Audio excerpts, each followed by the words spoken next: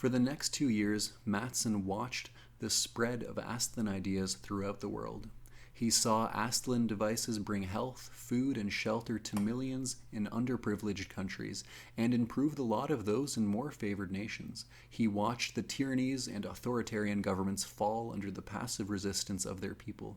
He saw militarism crumble to impotence as the Aslan influence spread through every facet of society, first as a trickle, then as a steady stream, and finally as a rushing torrent. He saw mankind on the brink of a golden age, and he was unsatisfied. Reason said that the Starmen were exactly what they claimed to be. Their every action proved it. Their consistency was perfect, their motives unimpeachable, and the results of their efforts were astounding. Life on Earth was becoming pleasant for millions who never knew the meaning of the word. Living standards improved, and everywhere men were conscious of the feeling of warmth and brotherhood. There was no question that the aliens were doing exactly what they promised.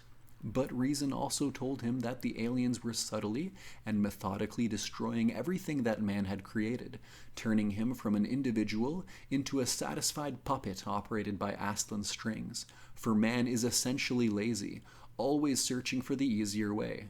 Why should he struggle to find an answer when the Aslans had discovered it millennia ago, and were perfectly willing to share their knowledge? Why should he use an inept human device when those of the aliens performed similar operations with infinitely more ease and efficiency? Why should he work when all he had to do was ask? There was a plan behind their acts. But at that point, reason dissolved into pure speculation. Why were they doing this? Was it merely mistaken kindliness, or was there a deeper, more subtle motive? Matson didn't know, and in that lack of knowledge lay the hell in which he struggled. For 2 years he stayed on with the OSR, watching humanity rush down an unmarked road to an uncertain future. Then he ran away. He could take no more of this blind dependence upon alien wisdom. And with the change in administration that had occurred in the fall elections, he no longer had the sense of personal loyalty to the president which had kept him working at a job he despised. He wanted no part of this brave new world the aliens were creating. He wanted to be alone. Like a hermit of ancient times who abandoned society to seek his soul, Matson fled to the desert country of the southwest, as far as possible from the Aslans and their works. The grimly beautiful land toughened his muscles, blackened his skin, and brought him a measure of peace. Humanity retreated to remoteness, except for Seth Winters, a leathery old-timer he had met on his first trip into the desert. The acquaintance had ripened into friendship. Seth furnished a knowledge of the desert country which Matson lacked, and Matson's money provided the occasional grub steak they needed. For weeks at a time, they never saw another human, and Matson was satisfied. The world could go its own way. He would go his. Running away was the smartest thing he could have done. Others, more brave perhaps, or perhaps less rational, had tried to fight, to form an underground movement to oppose those altruists from space. But they were a tiny minority so divided in motives and purpose that they could not act as a unit.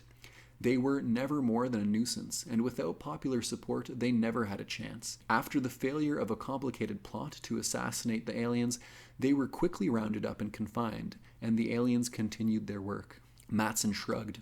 It was funny how little things could mark mileposts in a man's life. If he had known of the underground, he probably would have joined it and suffered the same penalty for failure. If he hadn't fled, if he hadn't met Seth Winters, if he hadn't taken that last trip into the desert, if any one of 100 little things had happened differently, he would not be here. That last trip into the desert. He remembered it as though it were yesterday. The yellow flare of a greasewood fire casting flickering spears of light into the encircling darkness. Above, in the purplish-black vault of the moonless sky, the stars shone down with icy splendor. The air was quiet, the evening breeze had died, and the stillness of the desert night pressed softly upon the earth. Far away, muted by distance, came the ululating wail of a coyote. Seth Winters laid another stick of quick-burning greasewood on the fire and squinted across the smoke at Matson, who was lying on his back, arms crossed behind his head, eyeing the night sky with the fascination of a dreamer. "It's certainly peaceful out here," Matson muttered as he rose to his feet, stretched, and sat down again, looking into the tiny fire. "'Tain't nothing unusual, Dan'l. Not out here, it ain't. It's been plumb peaceful on this here desert night unto 1,000,000 years. And why it's peaceful? Mainly 'cause there ain't too many humans messing around in it. Possibly you're right, Seth. Sure I'm right. It just ain't natural for a bunch of homo saps to get together without an argument starting somewhere. 'Tain't the nature of the critter to be peaceable. And that's the part of this here sweetness and light between nations that bothers me. Last time I was in Prescott, I sat down and read 6 months of newspapers, and everything's just too damn good to be true. Seems like everybody's getting to love everybody else. He shook his head. The whole world's as sticky sweet as molasses candy. It just ain't natural. The Starmen are keeping their word. They said that they would bring us peace. Isn't that what they're doing? Shucks, Daniel, that don't give him no call to make the world a blasted honeypot with everybody bubbling over the brotherly love. There ain't no real excitement left. Even the commies ain't raising hell like they used to. People are getting more like a bunch of damn woolies every day. I'll admit that mankind had hurt instincts, Matson replied lazily, but I've never thought of them as particularly sheep-like, more like a wolf pack, I'd say. Well, there's nothing wolf-like about 'em right now. Look, Daniel, you know what a wolf pack's like? They're smart, tough, and mean. And the old boss wolf is the smartest, toughest, and meanest critter in the whole pack. The others respect him because he's proved his ability to lead. But take a sheep flock now. The bellwether is just a nice, gentle old castrate that'll do just what the sheep herder wants. He's got no originality. He's just a noise that the rest foller. Could be. It sure is. Just for instance, and speaking of bellwethers, have you ever heard of a character called Throckmorton Bixby? Can't say that I have. He sounds like a Nance. Whatever a Nance is, he's it. But you're talking about our next president. Unless all the prophets are wrong, he's just as bad as his name. Of all the gutless wonders I've ever heard of, that pilgrim takes the prize. He even looks like a rabbit. I can see where I had better catch up on some contemporary history, Matson said. I've been out in the sticks too long. If you know what's good for you, you'll stay here. The rest of the country's going to hell. Brother Bixby's just a sample. About the only thing I'd recommend him is that he's not for peace, and he's got the foreigner's blessing. Seems like those freaks swing a lot of weight nowadays. And they ain't shy about telling folks who and what they favor. They've got bold as brass these past year. Matson nodded idly, then stiffened, turning a wide-eyed stare on Seth. A blinding light exploded in his brain as the words sank in. With crystal clarity, he knew the answer. He laughed harshly. Winters stared at him with mild surprise. What's a bit, you Daniel? But Matson was completely oblivious, busily buttressing the flash of inspiration. Sure, that was the only thing it could be. Those aliens were working on a program, one that was grimly recognizable once his attention was focused on it. There must have been considerable pressure to make them move so fast that a short-lived human could see what they were planning. But Matson had a good idea of what was driving them. An atomic war that could decimate the world would be all the spur they'd need. They weren't playing for penny ante stakes. They didn't want to exploit mankind.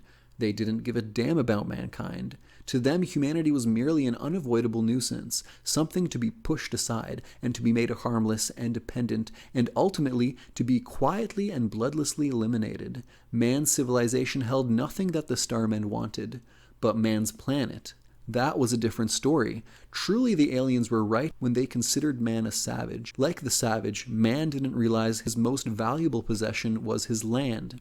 The peaceful penetration was what had fooled him.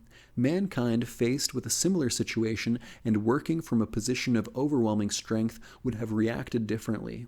Humanity would have invaded and conquered. But the aliens had not even considered this obvious step. Why?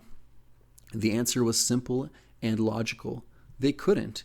Even though their technology was advanced enough to exterminate man with little or no loss to themselves, combat and slaughter must be repulsive to them. It had to be. With their telepathic minds, they would necessarily have a pathologic horror of suffering. They were so highly evolved that they simply couldn't fight. at least not with the weapons of humanity, but they could use the subtler weapon of altruism. And even more important, uncontrollable emotions were poison to them. In fact, Ixtal had admitted it back in Seattle. The primitive psi waves of humanity's hates, lusts, fears, and exaltations must be unbearable torture to a race long past such animal outbursts. That must be why they were moving so fast. For their own safety, emotion had to be damped out of the human race. Matson had a faint conception of what the aliens must have suffered when they first surveyed the crowd at International Airport. No wonder they looked so strangely immobile at that first contact. The raw emotion must have nearly killed them. He felt a reluctant stir of admiration for their courage, for the dedicated bravery needed to face the crowd and establish a beachhead of tranquility. Those first few minutes must have had compressed in them the agonies of a lifetime. Matson grinned coldly. The aliens were not invulnerable. If mankind could be taught to fear and hate them, and if that emotion could be focused, they never again would try to take this world. It would be sheer suicide. As long as mankind kept its emotions, it would be safe from this sort of invasion. But the problem was to teach mankind to fear and hate. Shock would do it, but how could that shock be applied? The thought led inevitably to the only possible conclusion.